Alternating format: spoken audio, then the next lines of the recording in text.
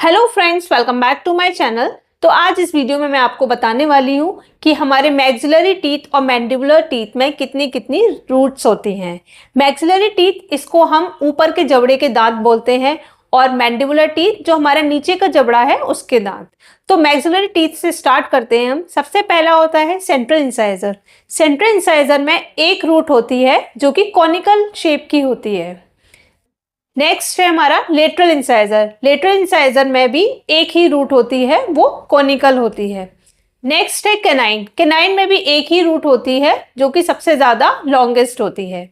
Then है हमारा first premolar, जिसे हम बाइकस्पिड भी बोलते हैं। इसमें दो रूट्स होती हैं, एक होती है बक्कल और एक होती है पैलेटल। नेक्स्ट है सेकंड प्रीमोलर। सेकंड प्रीमोलर में यूजली एक रूट मिलती है, कभी कभी ऐसा भी होता है कि दो रूट मिल जाते हैं। फिर उसके बाद है फर्स्ट मोलर। फर्स्ट मोलर में तीन रूट मिलती हैं, दो बक्कल्स होती हैं और एक पैलेटल होती है। जो बक्कल होती है वो mesio buccal, disto buccal and palatal का नाम पैलेटल रूट। अब बात करते हैं हम सेकंड मोलर की। सेकंड मोलर में यूजली तो तीन रूट्स मिलती हैं, कई बार फ्यूजन होने की वजह से वो रूट्स दो हो जाती हैं, तो वो दो रूट्स में भी मिल सकती हैं।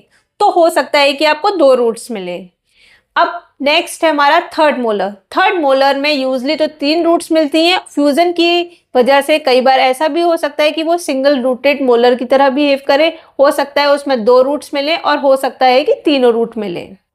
अब हम बात करते हैं मैंडिबुलर टीथ की, जिसमें सबसे पहला है सेंट्रल इंसाइजर। सेंट्रल इंसाइजर में एक रूट मिलती है जो कि सिलेंडर शेप्ड होती है।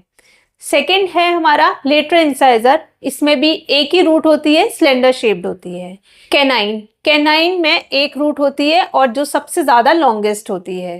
मैंडिबुलर टीथ की कंपैरिजन में सबसे ज्यादा लॉन्गेस्ट होती है। देन उसके बाद है premolar one, first premolar. First premolar में यूजली वन रूट मिलती है, कई बार ऐसा भी होता है कि दो रूट्स मिल सकती हैं। देन है सेकेंड प्रीमोलर, उसमें वन रूट होती है। देन उसके बाद है फर्स्ट मोलर। फर्स्ट मोलर में दो रूट्स मिलती हैं, एक मीजियल एंड डिस्टल।